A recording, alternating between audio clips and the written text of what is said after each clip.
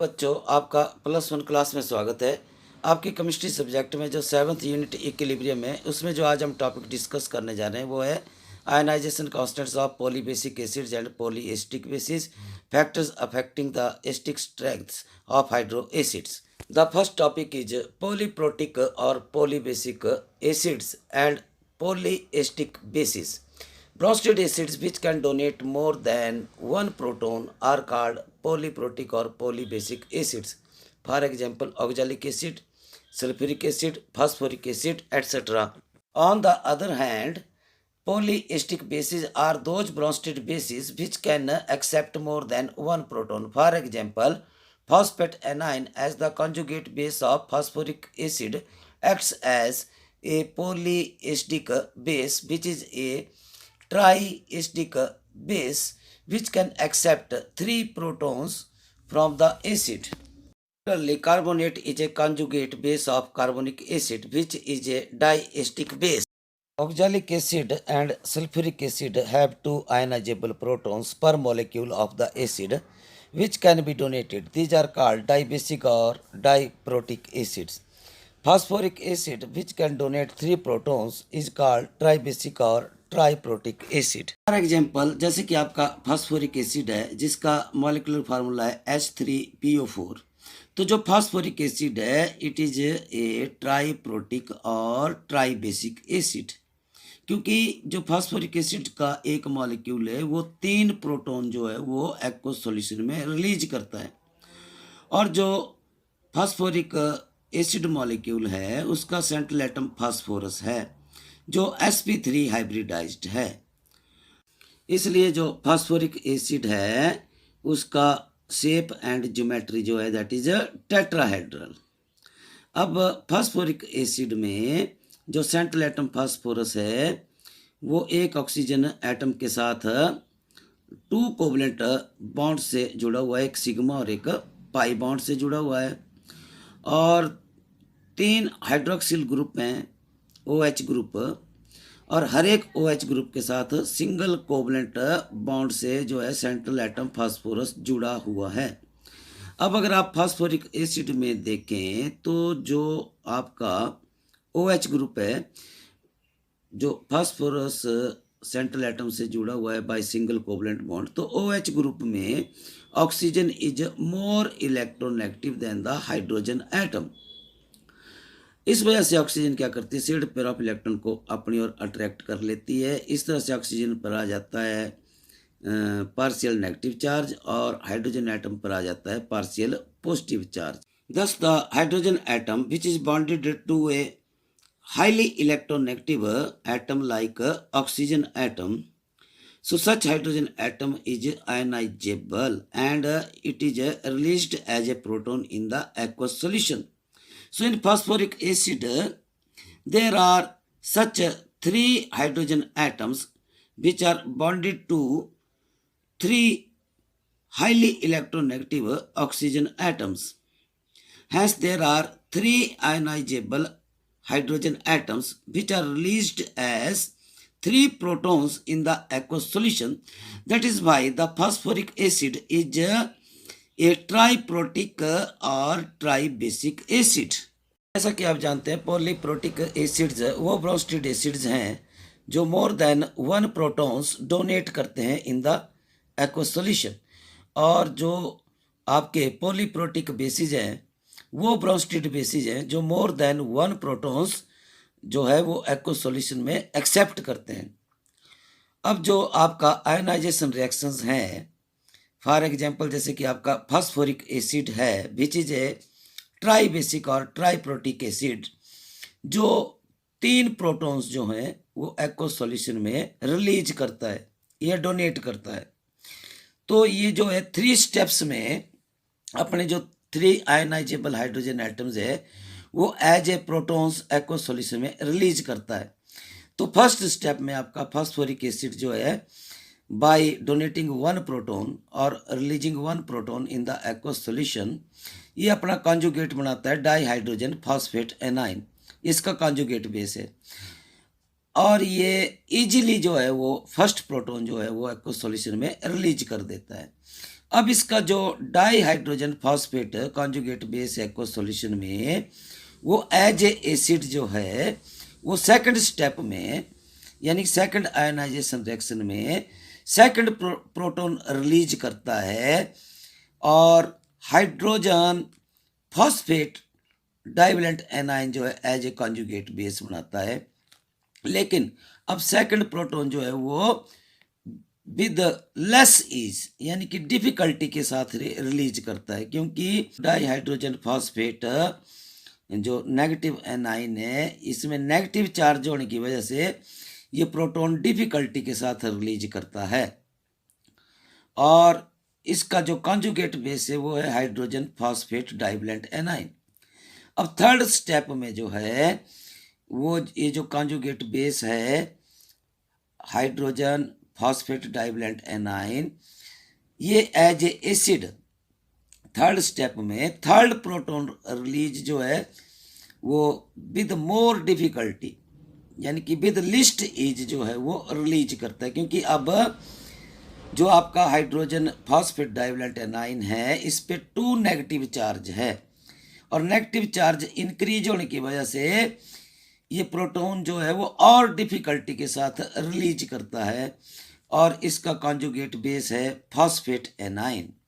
तो इस तरह से आपका जो फास्फोरिक एसिड है जो ट्राइप्रोटिक एसिड है वो 3 एलिमेंट्री आयनाइजेशन रिएक्शंस में 3 प्रोटॉन्स रिलीज करता है और फर्स्ट जब ये प्रोटॉन रिलीज करता है तो फर्स्ट इक्विलिब्रियम का आयनाइजेशन कांस्टेंट है आपका Ka1 ionisation constant with respect to first elementary ionisation reaction.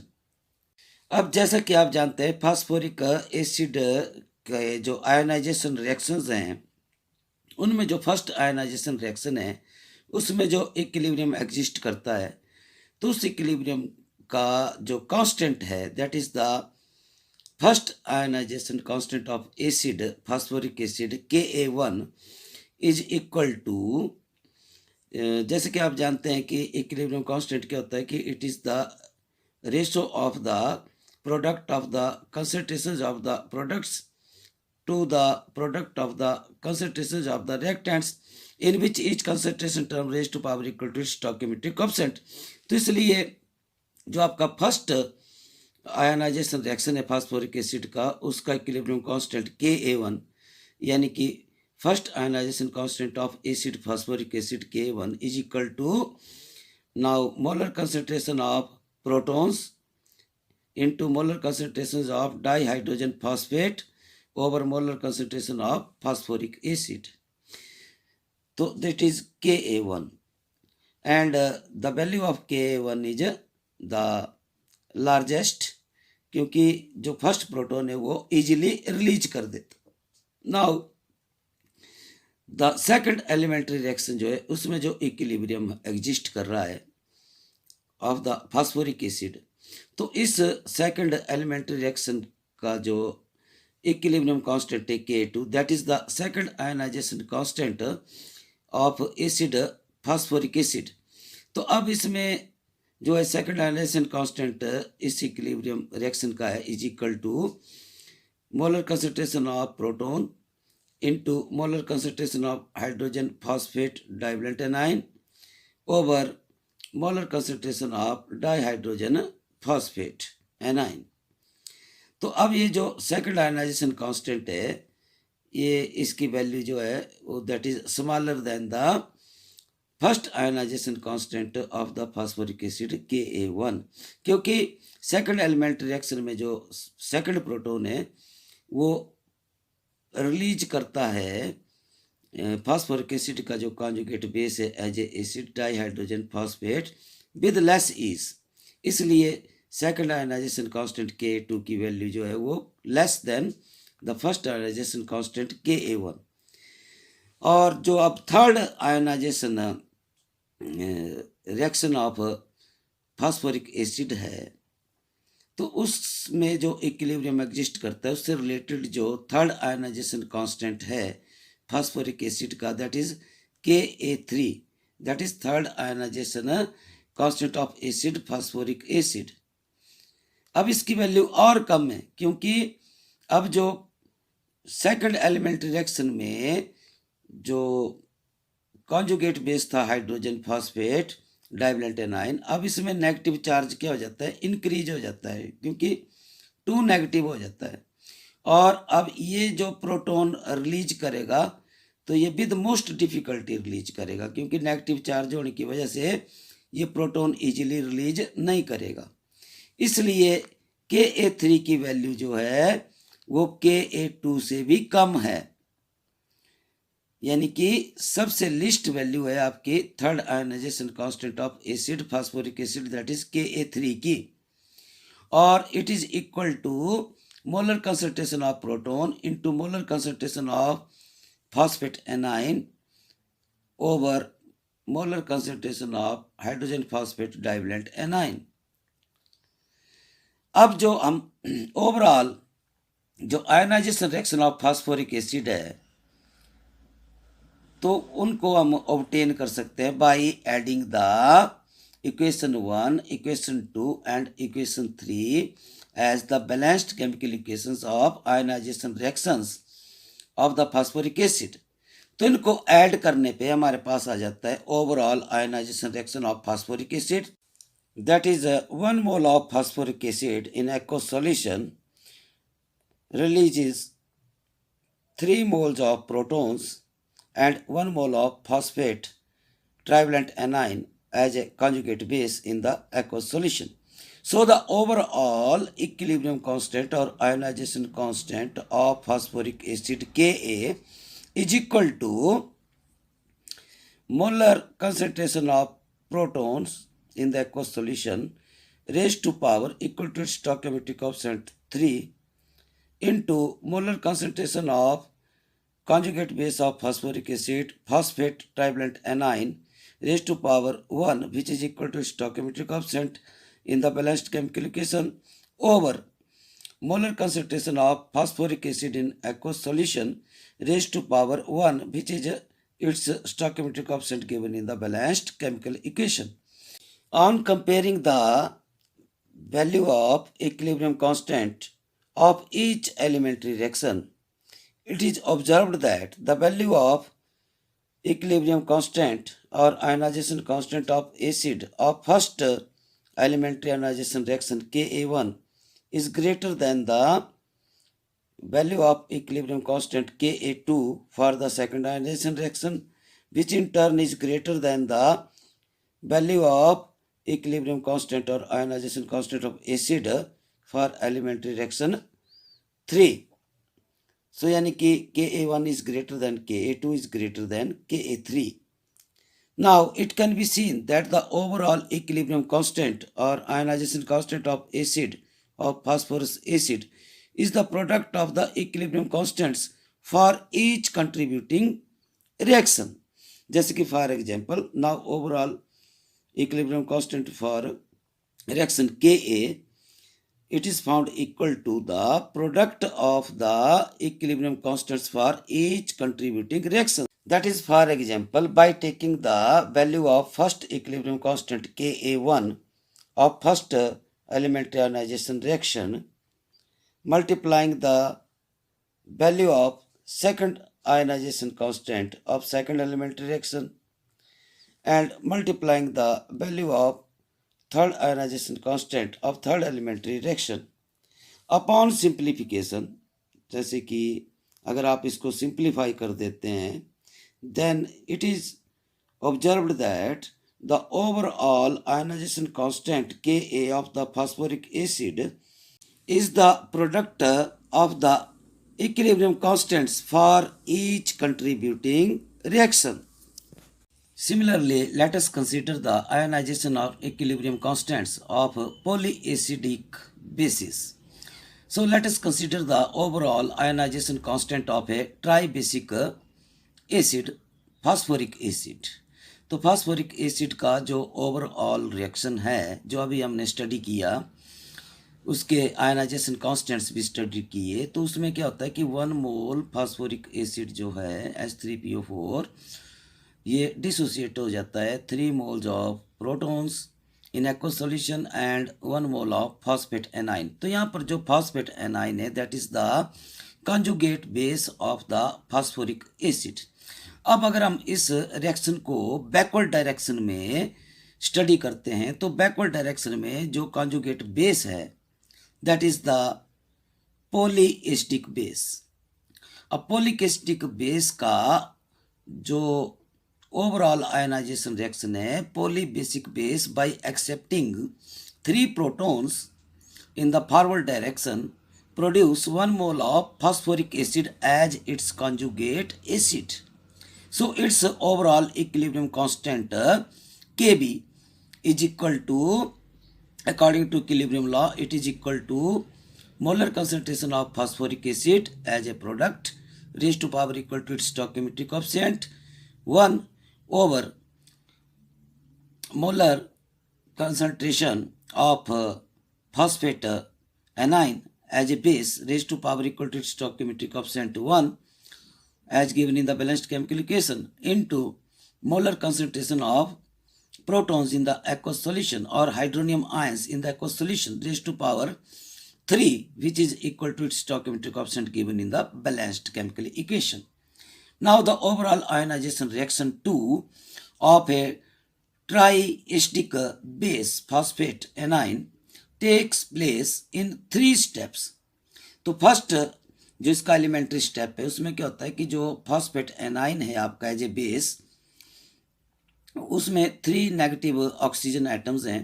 तो उनमें से एक नेगेटिव ऑक्सीजन एटम जो है प्रोटॉन एक्सेप्ट कर लेता है और हाइड्रोजन फॉस्फेट डाइवलेंट एनाइन जो है वो प्रोड्यूस करता है फॉरवर्ड डायरेक्शन में.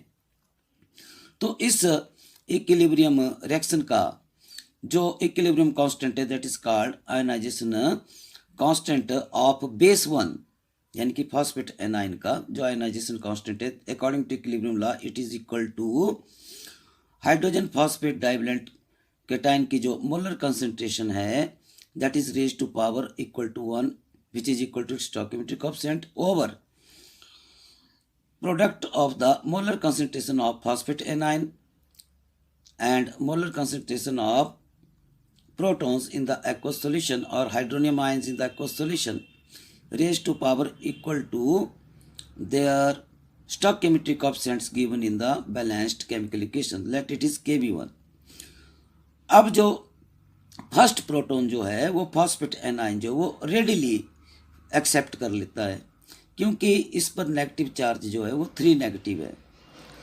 अब जो आपका हाइड्रोजन फॉस्फेट डाइवलेंट एनाइन है वो as a base 2 second proton accept करता है बट विद लेस ईज और डिफिकल्टी के साथ एक्सेप्ट करेगा इन कंपैरिजन टू बेस 1 क्योंकि बेस 1 में नेगेटिव चार्ज जो है 3 नेगेटिव है जबकि बेस 2 में नेगेटिव चार्ज जो है 2 नेगेटिव है यानी कि due to decrease in negative charge on the base the tendency to accept the proton क्या हो जाती है डिक्रीज हो जाती है.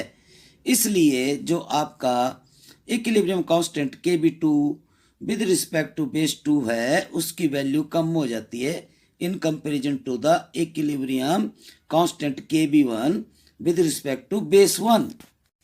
thus base 2 hydrogen phosphate divalent anion by accepting proton it transforms into dihydrogen phosphate monovalent anion and the equilibrium constant or ionization constant of base 2 that is Kb2 according to equilibrium law is equal to molar concentration of dihydrogen phosphate monovalent anion raised to power equal to 1 which is equal to its stoichiometric coefficient given in the balanced chemical equation over molar concentration of hydrogen phosphate divalent anion raised to power 1 equal to its stoichiometric coefficient given in the balanced chemical equation into molar concentration of protons or hydronium ions in the aqueous solution raised to power equal to 1 which is equal to its stoichiometric coefficient given in the balanced chemical equation. Now dihydrogen phosphate monovalent anion acts as the base 3 because it has one negatively charged oxygen atom which can accept the proton with the least ease in comparison to base 1 and base 2. क्योंकि जैसे आप base 1 से base 2 में जाते हैं amount of negative charge क्या हो रहा है, डिक्रीज हो रहा है, और इस तरह से जब आप बेस 2 से बेस 3 में जाते हैं तो अमाउंट ऑफ नेगेटिव चार्ज और डिक्रीज हो रहा है। यानी कि अब यहाँ पर जो है वो सिर्फ 1 नेगेटिव चार्ज ही है आपका बेस 3 में। इसलिए बेस 3 जो है इसकी tendency to accept the proton जो है वो क्या है, लिस्ट है in comparison to base 1 and base 2। Thus base 3 dihydrogen phosphate monovalent anion by accepting one proton it transforms into its conjugate acid phosphoric acid H3PO4. So the equilibrium constant or ionization constant with respect to base 3 Kb3 has the least value in comparison to ionization constant of base 2 and ionization constant of base 1. Hence the ionization constant of base 3 Kb3 according to equilibrium law is equal to molar concentration of phosphoric acid in the aqueous solution raised to power 1, which is equal to its stoichiometric coefficient given the balanced chemical equation, over molar concentration of base 3, that is dihydrogen phosphate monovalent anion raised to power equal to its stoichiometric coefficient, into molar concentration of protons or hydronium ions in the aqueous solution raised to power equal to 1, which is equal to its stoichiometric coefficient given in the balanced chemical equation. Hence, it is observed that the higher order ionization constant is smaller than the lower order ionization constant of a polyestic base, and it is also observed that the overall ionization constant of a polyestic base Kb is equal to the product of the ionization constants of the individual contributing elementary reactions. Hence, in case of triestic base, the first ionization constant Kb1 of its first elementary reaction is greater than the second ionization constant of its second elementary reaction Kb2, which in turn is greater than the third ionization constant Kb3 of its third elementary ionization reaction, and the overall ionization constant Kb of a triestic base is equal to the product of the ionization constants of its three elementary reactions. Next topic is factors affecting acid strength. The extent of dissociation of an acid, that is the acid strength, depends on the strength and polarity of the HA bond. When strength of HA bond decreases, that is the energy required to break the bond decreases, HA becomes a stronger acid. Second factor to determine the acidic strength of an acid is that when the HA bond becomes more polar, that is the electronegativity difference between the atoms H and A increases, and there is marked charge separation, cleavage of the bond becomes easier, thereby increasing the acidic strength of the acid. While comparing the acidic strengths of the acids of the elements of the same group of the periodic table, HA bond strength is a more important factor in determining the acidic strength of the acid than its polar nature, as the size of A atom increases down the group. HA bond length increases, hence the bond strength decreases. So, due to decrease in bond strength, the tendency to donate the proton increases, hence the stick strength of the acid down the group increases. For example, hydroacids of the elements of a group. मान लो हम group 17 लेते हैं जिस जो कि halogen family है, जिसकी general electron configuration है NH2NP5। तो इस ग्रुप 17 के यानी कि हेलोजन फैमिली के जो एलिमेंट्स है वो सेकंड पीरियड में आपका फ्लोरीन, थर्ड पीरियड में क्लोरीन, फोर्थ पीरियड में ब्रोमीन एंड फिफ्थ पीरियड में आयोडीन। तो जैसा कि आप जानते हैं, as we move down the group size of atom goes on increasing, यानी कि फ्लोरीन का साइज जो एटम का है वो स्मॉलेस्ट है और आयोडीन एटम का साइज जो है वो इसमें लार्जेस्ट है। अब इनके जो हाइड्रो एसिड्स हैं ग्रुप 17 के, that is HF, HCl, HBr, HI। So as we move down the group, as the size of halogen atom goes on increasing, the bond length between the hydrogen and halogen atom goes on increasing. So as the bond length goes on increasing, the bond strength goes on decreasing, because bond length inversely proportional to the bond strength.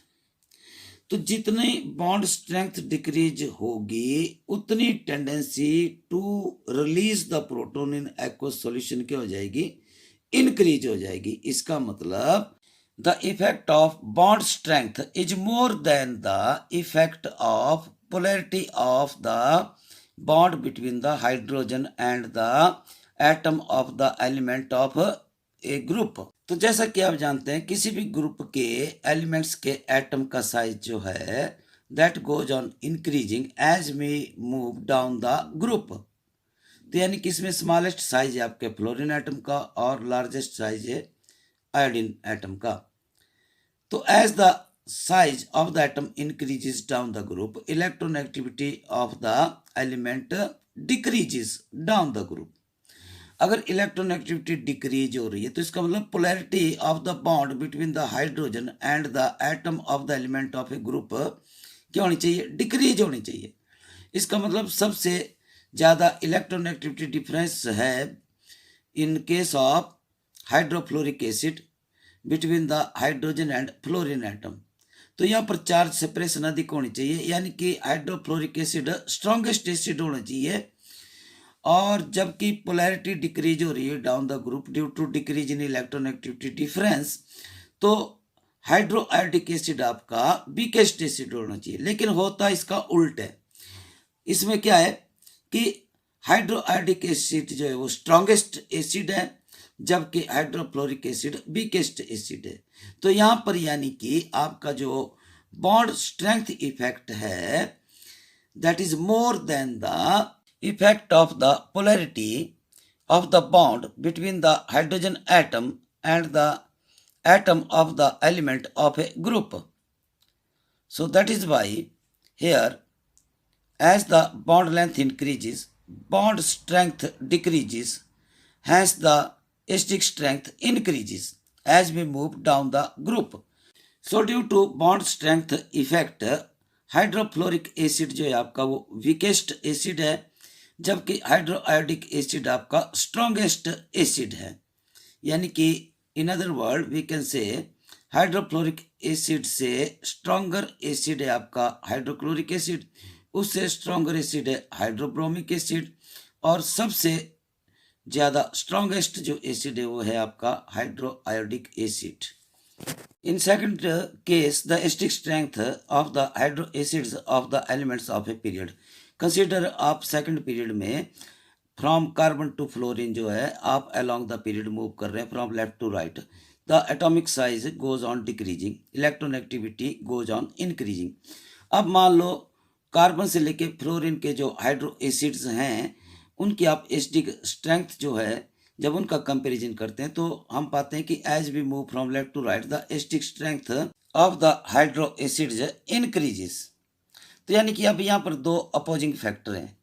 एक factor है कि आप जैसे कि left to right move करते हैं atomic size decrease होता है यानी कि बॉन्ड स्ट्रेंथ इंक्रीज होती है।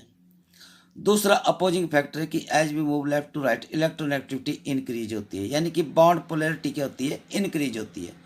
तो इस केस में bond polarity effect is more than the bond strength effect. Hence, the acidic character of the hydroacids along the period increases as we move from left to right. So, thank you. धन्यवाद.